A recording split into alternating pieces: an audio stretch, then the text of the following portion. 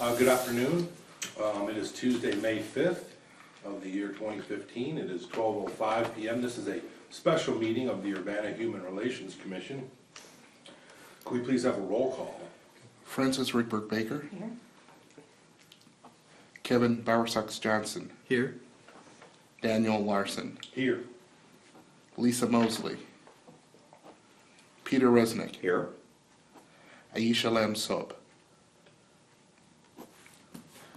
As such, there's a declaration of quorum.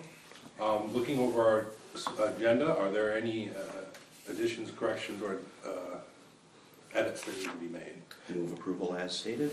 Second. Actually, can I move to have public input added to the agenda? Yes.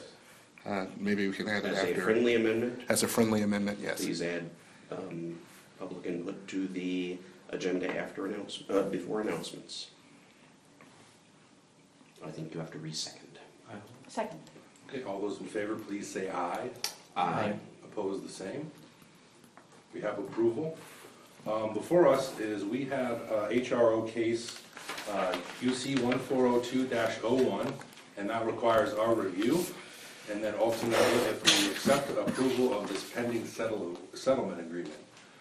Todd, would it make sense for you to just kind of provide an overview or a context? Sure. So when there's a settlement agreement that's reached after a probable cause determination, it requires that the commission take some action and approval and issue an order.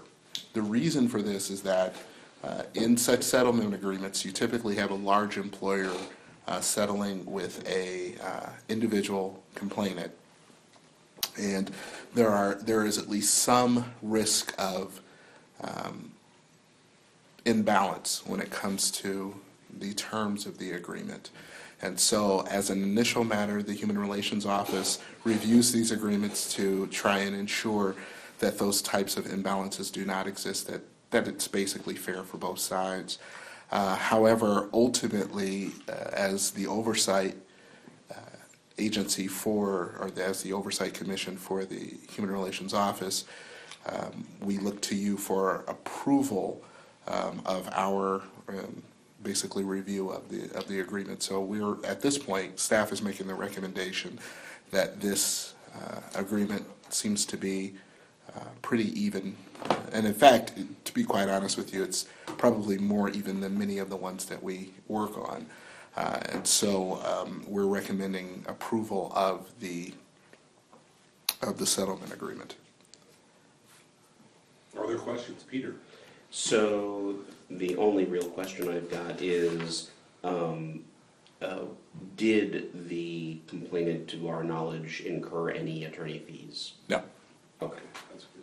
Although, whenever we're meeting with a complainant to discuss a potential settlement agreement, first of all, we have a representative from our legal division come, and it's typically Michelle Brooks, and we both make it abundantly clear that the city is not providing legal service or in any way the legal representative of the complainant, and as such, we strongly recommend that individuals seek legal counsel. Now, as a practical matter, many individuals just can't afford an attorney. These aren't the days where people have retained attorneys anymore. And so, as a practical matter, the HRO is the last line of defense to make sure that the agreement is at least balanced. So once you have a agreement in principle, in terms of the principal consideration that will be given, you have to make sure that there are not things that are contained in the agreement that will come back and cause adverse issues for the complainant or for the respondent, for that matter, in the future. So I'm happy to approve this at this meeting.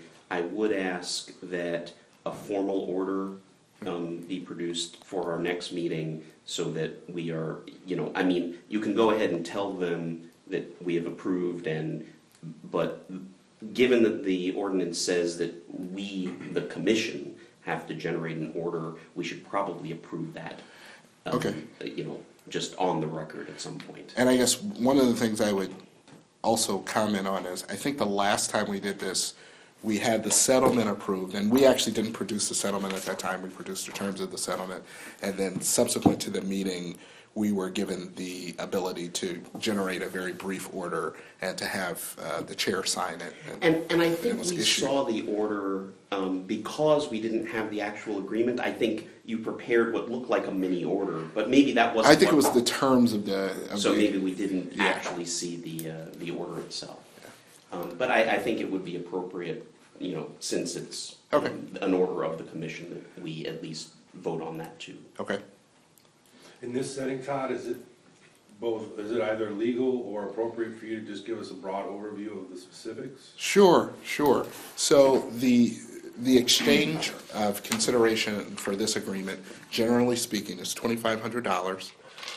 In I exchange. was thinking of the incident itself, or is that, Oh. is that legal and or appropriate? Let me just think for just 1 second. I think that I just want to make sure that there's no way you guys are going to see this, because I could characterize it in a way that could shade your future Okay. perceptions of the Let's go on underlying of the merits of the case. This should really take care of in a review that you would do of the merits. The only review that you would have subsequent to this, if things went wrong, would be of the actual enforcement of the order. Okay. Let me just think for a second. Yeah, okay, I think I can. This says that this kind of ends any legal action, Right. including And if it's in here, I haven't had a chance to. So, yeah, I Just can, even. yes, I can give you a pretty Person A, broad overview. As you can see in the agreement, this has to do with the beauty supply company or beauty supply store. The store had an employee who is the complainant. At some point, the complainant made a YouTube video and went to the YouTube, and in the YouTube video made allegations that the owner / operator of the beauty supply store had engaged in or had made some inappropriate comments about race. And during the course of the video, she named the owner and named the place where she worked. And she said, I just want to know what you all think about this, because I think, whatever. Yeah. And so after making that video, maybe 2 weeks after that, making that video, the timeline is eluding me right now. I think it was sometime after making the video, she was called in and given a letter of termination, basically citing a number of alleged violations of their policy. And then one of the multiple items was the making of the YouTube video. And I think at some point there was some threat of, and I can't remember whether it came verbally or actually was in that document, that there would be some type of legal action taken if she did not retract the YouTube video. Well, she refused to take it down. She was terminated, and then she came to our office subsequent to that. So this fell under, in terms of our analysis, it fell under the question, or turned into the question of what actually constitutes, and I'm trying to think of the language of the ordinance, but there's in the anti-retaliation provisions of the ordinance, under Title VII, it would be called something like protected activity in opposition, or protected oppositional activity, which means that if I think under Title VII, under the national or federal standards, if I feel I'm being discriminated against and I take measurement, or if I take measures in opposition to that discrimination, then depending on the measures that I take, like for instance, if I go file with the EEOC or the Illinois Department of Human Rights, depending on those measures that I take, I receive some type of protection against retaliation for that action. Well,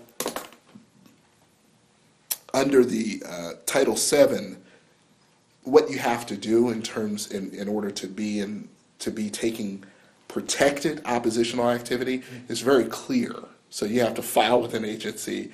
You have to file you can file with the agency. You can file some type of internal grievance that specifically identifies that you think you're being discriminated against. That type, it has to be very concrete and tangible.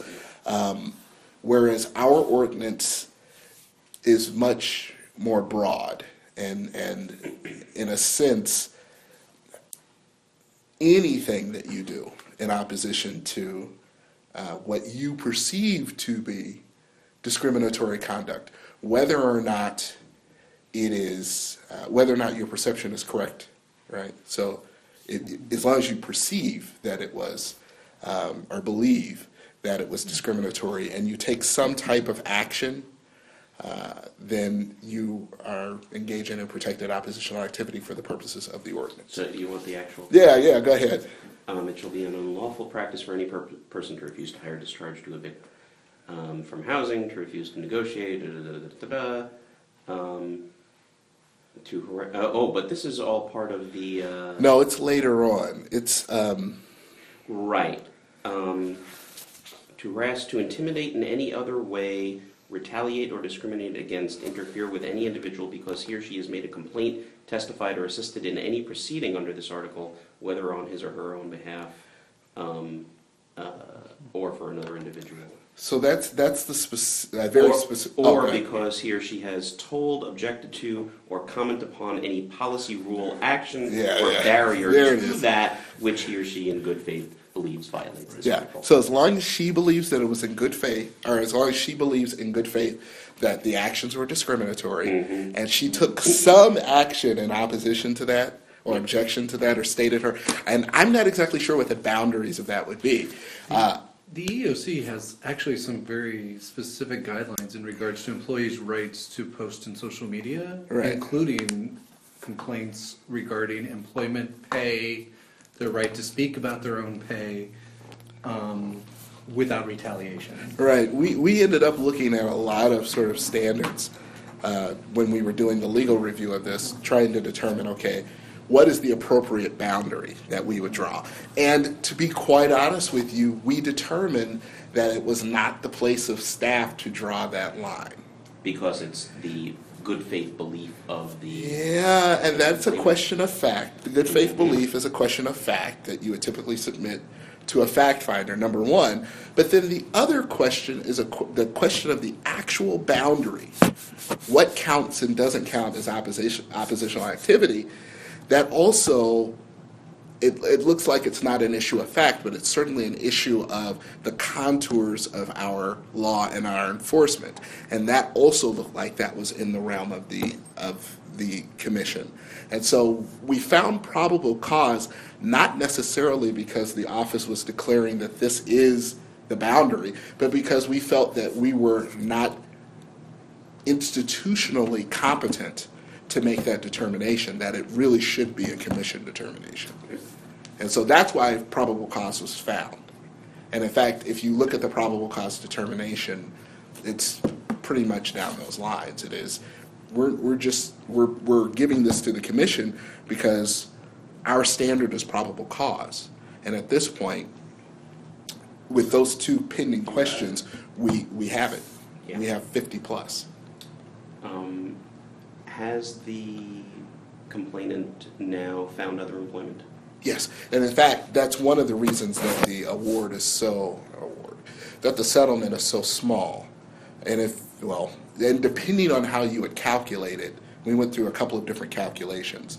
And the initial calculation, because she had gone out and done exactly what you're supposed to do as a complainant, which is she went out and found a job and went on with her life, but then kept this going also. So by another measure, the damage award would have been much lower, like in maybe $400 or $500. But then we looked at it that way, and then we looked at it the other way, and worked it out with their counsel to come to this determination.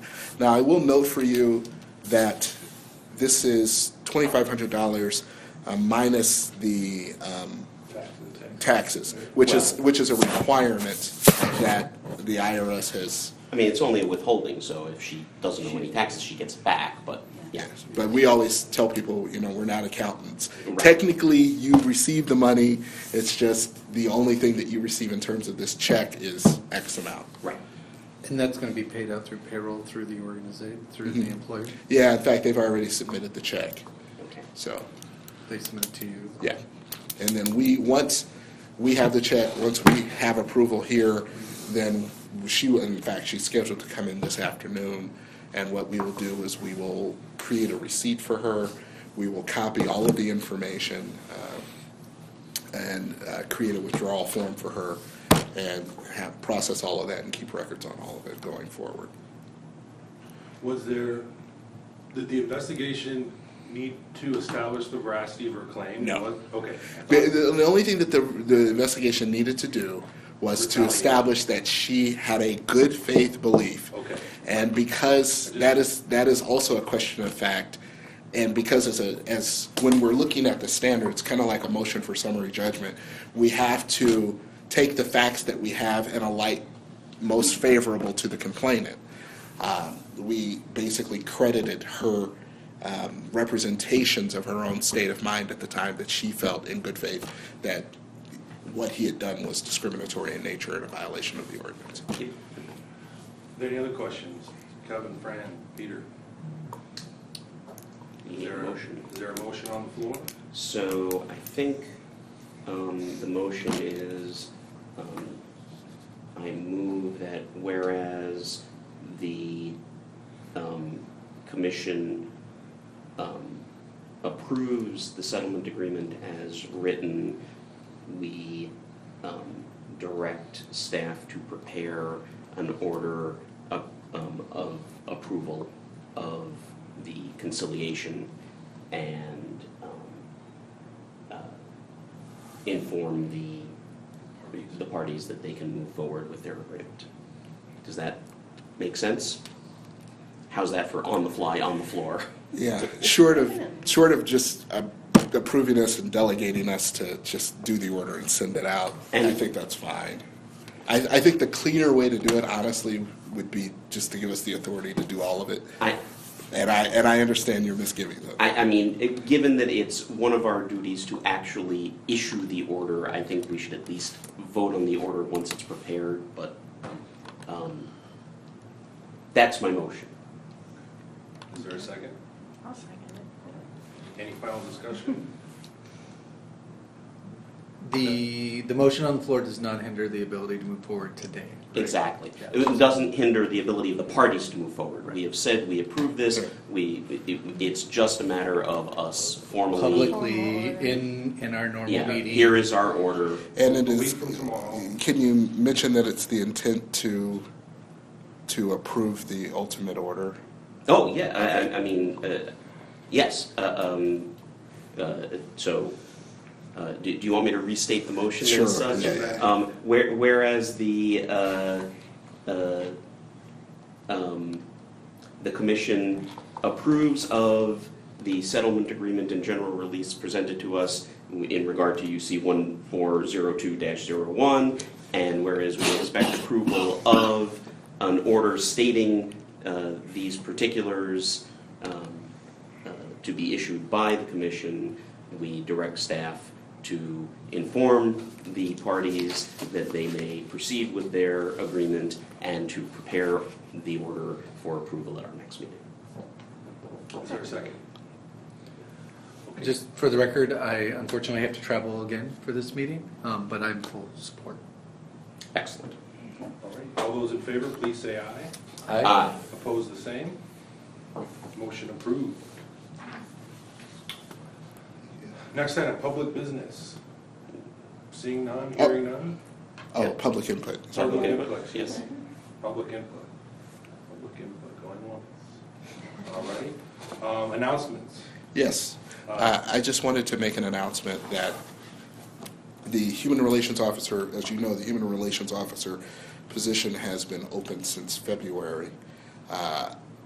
We actually had worked out an agreement with an individual to come in and serve in the position as a half-time employee.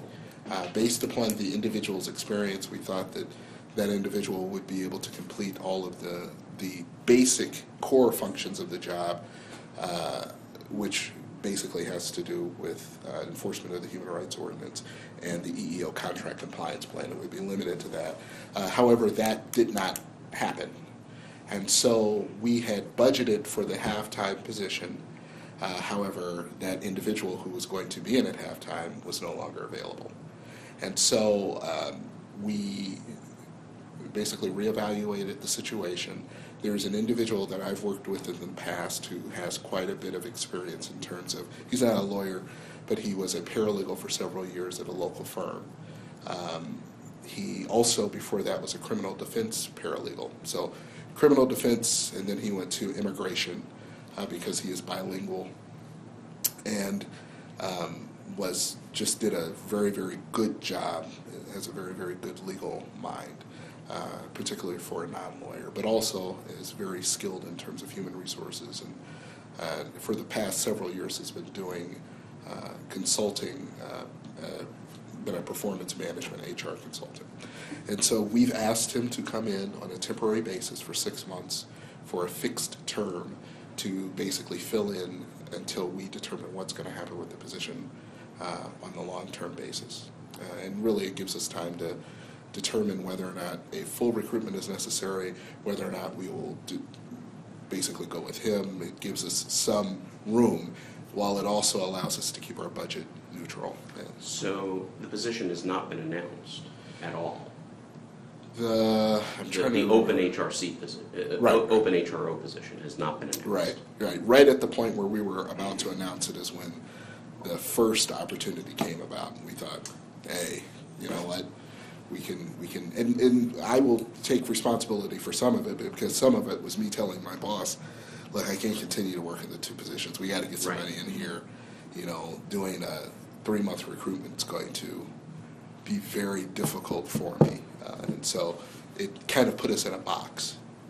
Now, I will be honest with you, I have known and worked with this individual for years, and I think that he is a remarkable, extraordinary individual, particularly not just in terms of analysis, and could very easily have the same discussion that we had about the standards for investigation, standards for findings, but also is very good in terms of he has something I didn't have, is he has been an advocate in the past in terms of community advocacy.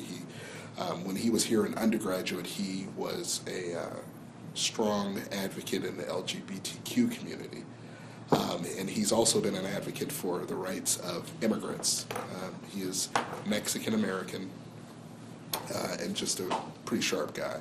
So I'm very comfortable, particularly for the fixed term, having him serve the core functions of HRO. Now, as you all know, those core functions have expanded over the last several years. What we're doing is we're going to shift some of those responsibilities to some other staff. I'm going to hold on to some of them also, but we're going to ask him to focus primarily on enforcement of the ordinance and the EEO contract compliance program. And does the, eventually, whatever you all decide the position is going to be, I mean, it's a city job, doesn't it have to be announced publicly? And Yeah, when we do the final permanent position, yes, gotcha. absolutely. It's got to be a wide search. Yeah. Okay.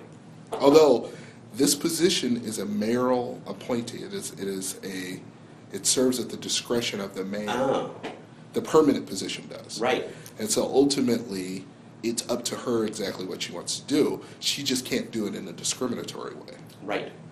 But, I mean, technically, it is a political appointment. Okay. Todd, will you be at next Wednesday's meeting? Yes, and I will hopefully have Alex in tow Okay. and introduce him. And Will that give be him your an last? opportunity. Moment? That is my hope. Not that I don't want to Love see you everyone. too, but Tom. yeah.